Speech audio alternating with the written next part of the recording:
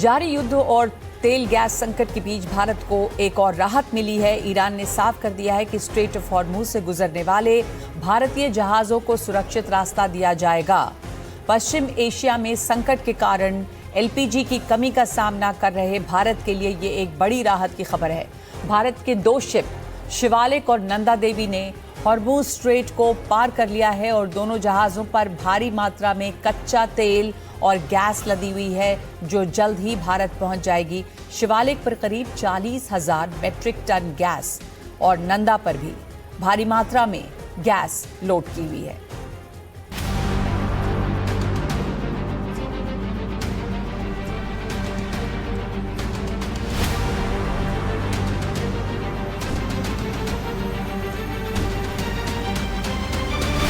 भारत में तेल और गैस की संभावित किल्लत के बीच तेहरान से आई ये खबर भारत के लिए राहत लेकर आई।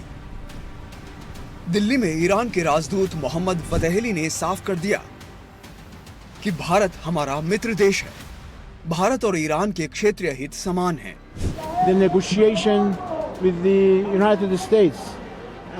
ईरानी राजदूत मोहम्मद फतेहली ने यह भी कहा कि युद्ध के बाद के कठिन हालात में भी भारत सरकार ने कई क्षेत्रों में ईरान की मदद की है।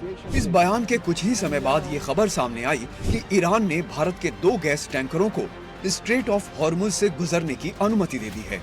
यानी हॉर्मुज में जहां दुनिया के जहाज अटके हैं, वहीं भारत के जहाज आगे बढ़ रहे हैं। ये सिर्फ समुद्री आवाजाही नहीं, बल्कि हिंदुस्तान की कूटनीति की जीत है। ईरान के राजदूत ने भारत में ये कहा कि भारत और ईरान एक दूसरे के दोस्त हैं। हमारे डीप रूटेड डिप्लोमेटिक रिलेशंस हैं, हमारे कॉमन इंटरेस्ट है। शायद उसका इशारा रहा होगा international north south transport corridor की तरफ, और हम भारत को वेस्टर्न कंट्रीज की तरफ अलाइंड यानी कि उनके से मिला हुआ नहीं मानते या उनके खेमे में नहीं मानते। अगर ऐसा हुआ होता तो भारत ने भी अपने यहाँ अमेरिका को भेज दिया होता, जो उसने नहीं दिया। यानी मैं समझता हूँ कि यह भारत की एक कूटनीतिक जीत है। जब तनाव, ड्रोन और मिसाइलों के बीच वैश्विक सप्लाई चेन ठहर सी गई है, तब भारतीय झंडे वाले टैंकर स्ट्रेट ऑफ हॉर्मुज से सुरक्षित निकल रहे हैं। ये भारत की उस ताकत को बताता है कि भारत ने शोर नहीं बल्कि संतुलन चुना। भारत तमाम धमकियों के बीच संवाद के रास्ते पर आगे बढ़ा। हॉर्मुज स्ट्रेट पर बाकी दुनिया फंसी हुई है, वहां भारत ने भरोसे का गलियारा बनाया और पुराने रिश्तों, समय पर बातचीत और शांत कूटनीति के दम पर हॉर्मुज की लहरों पर आगे बढ़ते भारतीय जहाज ये संदेश दे रहे हैं कि आज की दुनिया में ताकत सिर्फ हथियार नहीं, विश्वास भी होता है।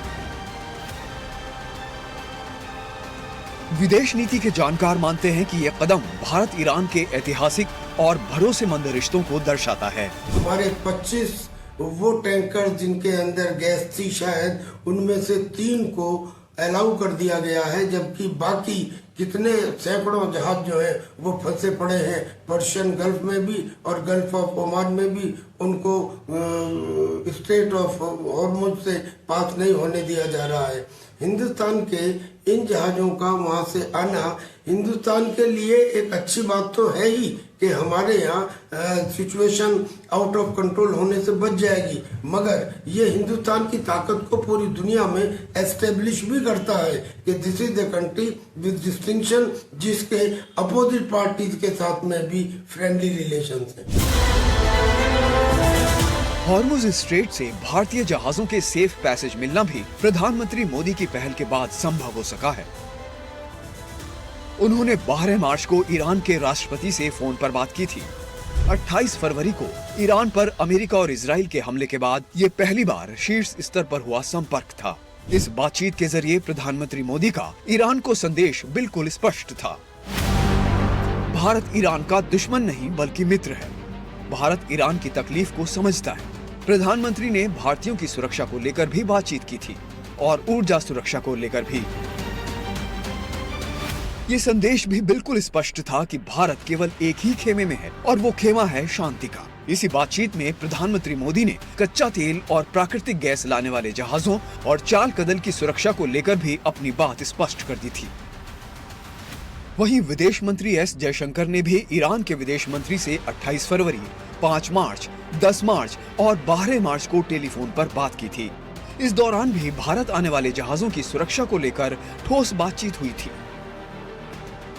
जहां एक और अमेरिका, इजराइल और यूरोप के मालवाहक जहाज हॉर्मुज स्ट्रेट से नहीं निकल पा रहे हैं, वहीं भारतीय जहाज सफलतापूर्वक वहां से निकल रहे हैं।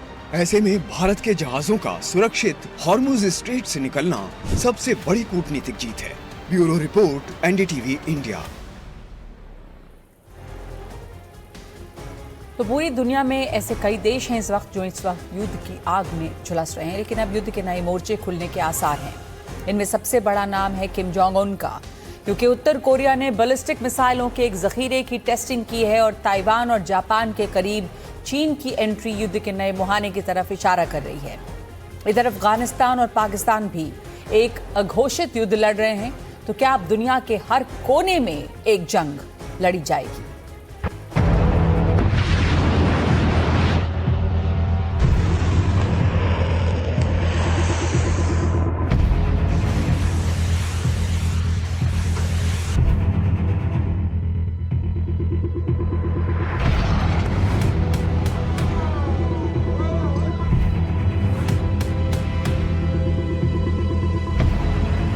पूरी दुनिया में उथल पुथल जारी है। एक दो नहीं बल्कि पूरी दुनिया में 6 वॉर फ्रंट खुल गए हैं। अमेरिका और ईरान की जंग ने पूरी दुनिया को तेल के लिए संकट के मुहाने पर खड़ा कर दिया। वहीं अब दुनिया के अलग अलग क्षेत्रों में नए वॉर जोन एक्टिव होने का संकट भी मंडराने लगा है, क्योंकि लगातार मिसाइल टेस्ट की खबरों में रहने वाले किम जोंग उन ने इस बार एक साथ एक दो नहीं बल्कि 10 बैलिस्टिक मिसाइल टेस्ट किए हैं। किम की मिसाइल धमाकों की गूंज से आसपास का इलाका दहल गया और इसकी गूंज दुनिया भर में सुनाई देने लगी। मिसाइलों की टेस्टिंग ऐसे समय में हुई है जब अमेरिका और दक्षिण कोरिया का संयुक्त सैन्य अभ्यास चल रहा है। यह अभ्यास 9 मार्च से 19 मार्च 2026 तक होना है, लेकिन उत्तर कोरिया लंबे समय से इन्हें अपने खिलाफ हमले की रिहर्सल कहता आया है। किम का मिसाइल टेस्ट युद्ध का नया मोर्चा है। एक साथ 10 मिसाइल टेस्ट के क्या मायने हैं? उत्तर कोरिया ने हाल ही में ईरान पर अमेरिका के हमले की भी कड़ी आलोचना की है। प्योंगयांग ने इस कार्यवाही को अमेरिका का बेशर्म कदम बताते हुए अंतर्राष्ट्रीय स्तर पर इसकी निंदा की। इसलिए किम के इस मिसाइल टेस्ट को युद्ध का नया मोर्चा भी कहा जा रहा है। जापान और दक्षिण कोरिया के रक्षा मंत्रालयों ने इस भारी मिसाइल परीक्षण की पुष्टि की है। दक्षिण कोरियाई सेना के मुताबिक ये मिसाइलें प्योंगयांग इलाके से दागी गई और करीब 350 किलोमीटर का सफर तय करके समुद्र में जा गिरी। हड़कंप इसलिए भी मचा है क्योंकि ये मिसाइलें जापान सागर की ओर दागी गई हैं।